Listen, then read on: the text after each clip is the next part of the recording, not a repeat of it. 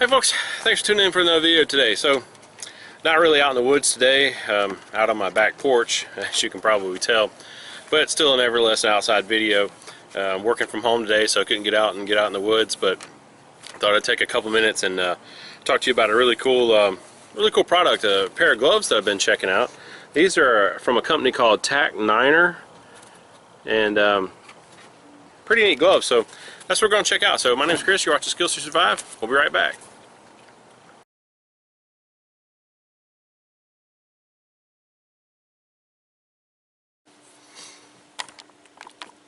Alright folks, welcome back. So I had to come into the house here because they're doing some construction not far away, and it was just too loud. So nevertheless, I came in here to the old kitchen tabletop, and you probably hear some of the construction outside because it's got the back door open here for my dog to go in and out. But so let's talk about these gloves. Again, these are from a company called TAC9ER. I believe it's what it's called. It's TAC, the number 9, and ER. I don't know if you're going to be able to see that because it's actually pretty dark right here. Again, I apologize.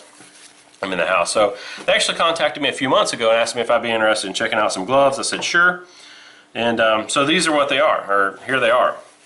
These gloves have a couple of cool features that we'll talk about here in a minute.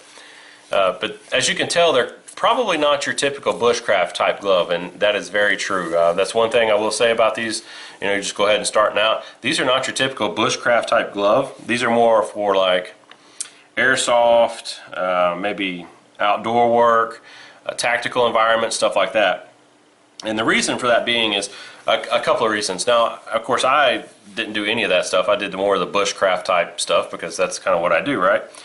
But as you can tell right here on the top, they do have right across the knuckles here, this is a hard piece across the knuckles to keep your knuckles protected. So if you were in a tactical type environment or hand-to-hand, something like that, that would definitely protect your knuckles if you needed to fight. I do like that feature a lot for that. I mean, but again, that's not the environment I tested them in, but just for future reference. As you can tell here, it's got a couple of loops. You got a loop on each glove here, so you can hang it off of your your gear or whatever.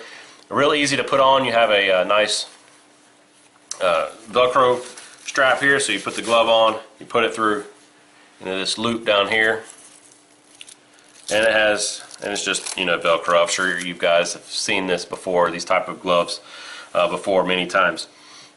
Another cool feature about these gloves are they are Kevlar lined. So again, for that tactical type environment, stuff like that, these are Kevlar lined. So they are kind of cut resistant. And I'll just kind of give you a quick demo here. Here's my Wander tactical knife here. And this is the scrambler. So it's an extremely sharp knife, as if you don't already know. And I'll just take it and and I'm actually putting some decent pressure down and cutting. Now, this normally would cut straight through any other type of glove or any type of material because this is an extremely sharp knife, and it did not cut. So these do work. They are Kevlar lined. I've used these in the woods for yard work, stuff like that. So that's another nice feature. Another cool feature on the palm. Kind of tell a little bit on the palm here. It does have more like a grippy type feel to it. They have another layer of material right here, gives you a little bit of extra grip.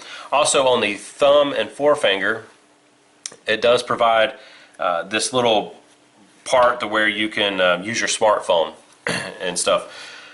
I could not use that with mine because these were a little bit too big. Now, the company says on the website, I read reviews of people saying that they were way too small and this, that, the other. Now, the company did tell me that these gloves, their gloves ran a size small, so you want to get a size bigger than what you normally wear. I wear a medium to medium large type glove. I got the extra large, and I wish I would have just went with the large. Personally, that's my personal opinion. But that was one of the biggest complaints with the reviews, and I don't know why people can't read. My dog's playing with this ball outside.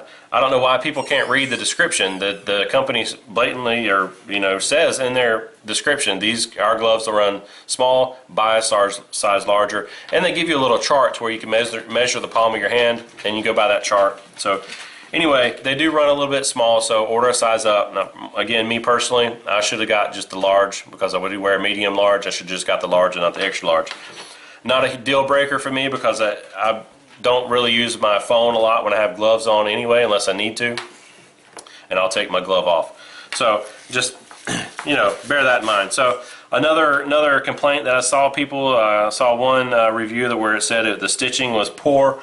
I think the stitching on mine was fine. I haven't had any issues whatsoever with the stitching on mine, and I have really used these a lot. Splitting wood out by camp, carrying wood, carrying briars, leaves, stuff like that when I'm doing some yard work. Haven't had any problems, any issues with that whatsoever. So, but yeah, I mean, if you're in a market for a tactical type glove, you know, these are kind of interesting. Again, the one thing I don't really care too much about is the cover for the knuckles here.